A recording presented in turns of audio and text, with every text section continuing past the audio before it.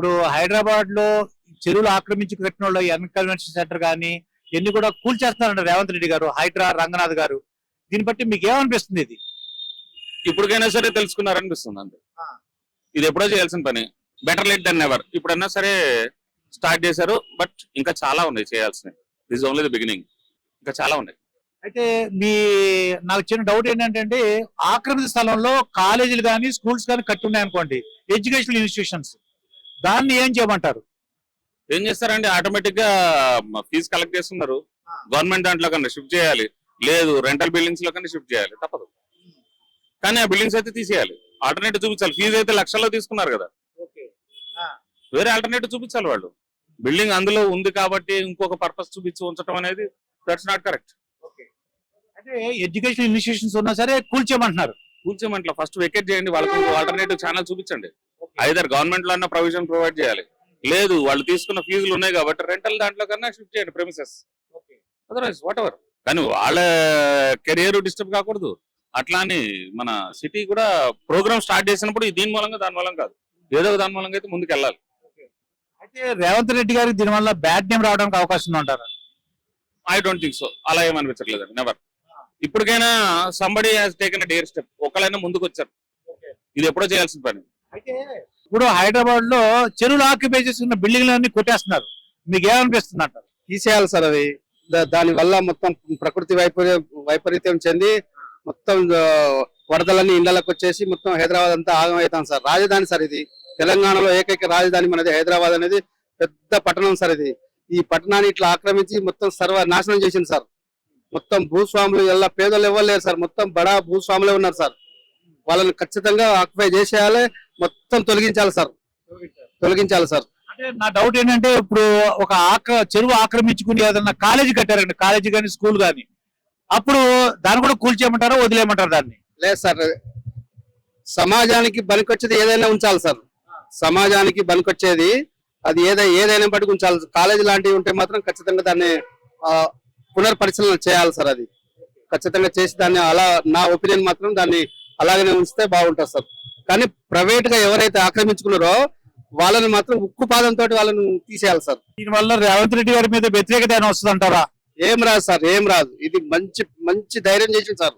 అసలు చేయాలి, ఇది ఎప్పుడో చేయాలి సార్. ఇది తెలంగాణ వచ్చిన 2014 నుంచి ఇప్పటి వరకు మొత్తం సర్వనాశనం సార్. హైదరాబాద్ అంతా మొత్తం దోపిడీలే సార్. మొత్తం టోటల్ గా ఆక్యుపై చేసుకున్నారు, మొత్తం బడాబాబులే. దీంట్లో ఎవ్వడు పేదోడు ఇవ్వలేడు సార్.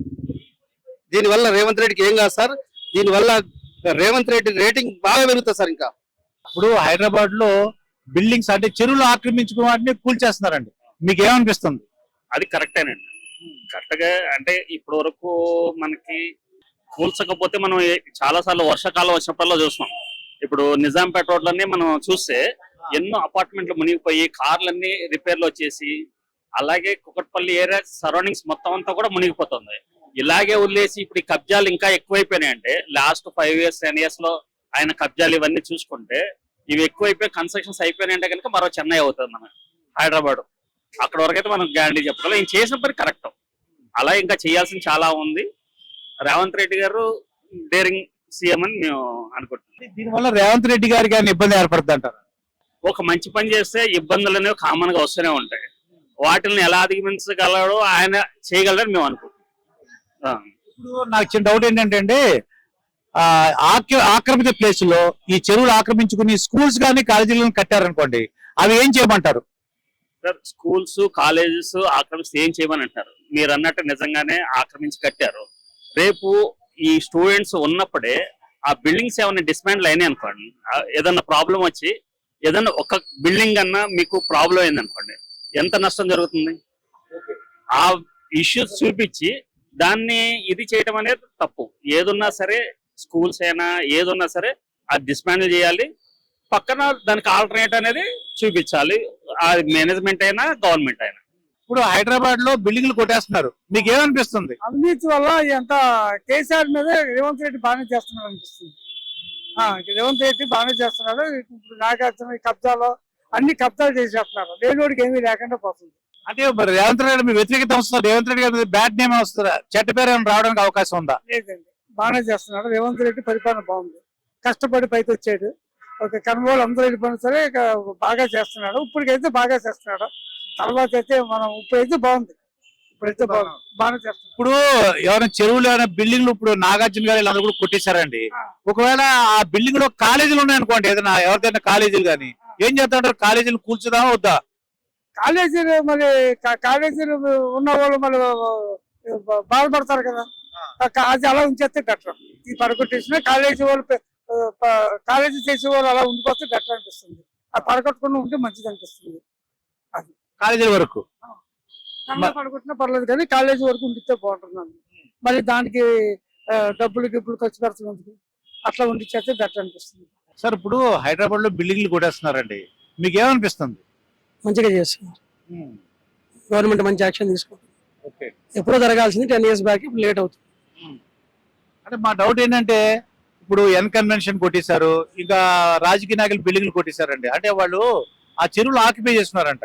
ఒకవేళ అదే పరిస్థితి కాలేజీలకు ఉందనుకోండి, కాలేజీలు కానీ ఏదన్నా స్కూల్స్ కానీ చెరువులు ఆక్యుపై చేసుకుంటే అది కొట్టాలా వద్దా? ఏదైనా తీసేయాల్సింది.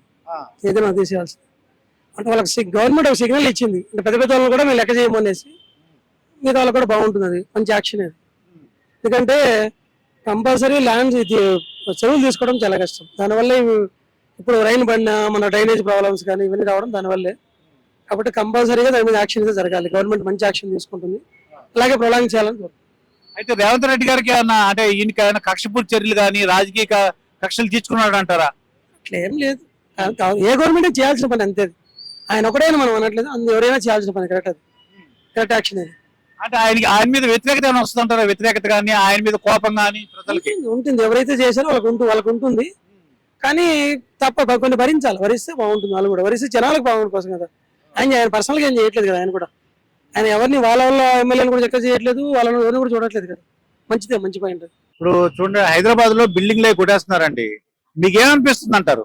ఇది ఒక మంచి పని అనిపిస్తుంది. ఏదైతే ఈ వాటర్ యొక్క సౌకర్యము కలగడానికి ఇప్పుడు ఈ నదులలో ఏవైతే అన్అఫిషియల్ గా కట్టుకున్నారో అవి కూలగొట్టడం మంచిదండి. దాని గురించి ప్రభుత్వం ఏదైతే స్టెప్ తీసుకుంటుందో అది మంచి స్టెప్.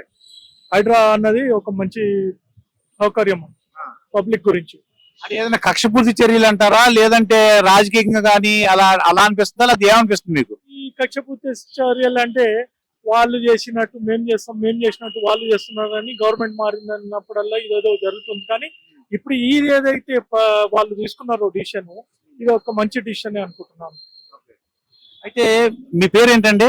మహేష్ అండి నా పేరు. మహేష్ గారు, ఒకవేళ అక్కడ కాలేజీ ఉందనుకోండి, అంటే ఈ చెరువు పక్కన కాలేజీ కట్టేసారు ఆక్యుపై చేసుకుని, మరి కాలేజీలు ఏం చేద్దాం అంటారు? కాలేజీని కూల్చేయమంటారా? కాలేజీలు కూడా అన్అఫిషియల్ గా ఏదైతే అది లేనిది, పర్మిషన్ లేనిది వాళ్ళు ఏదైతే కట్టుకున్నారో అది కూడా అన్నిటితో పాటు అది కూడా కూల్చాల్సిందేనండి. కాకుంటే ఆ పిల్లలకు చదువు గురించి ఏదైనా సౌకర్యం కల్పించుకుంటూ దాన్ని కూడా కూలగొట్టాల్సింది. అది ఎవరిదైనా కానివ్వండి, ఏ రాజకీయ నాయకులైనా కానివ్వండి, సామాన్య మానవులైనా కానివ్వండి, కాకుంటే దాన్ని కూడా కూల్చాల్సిందే.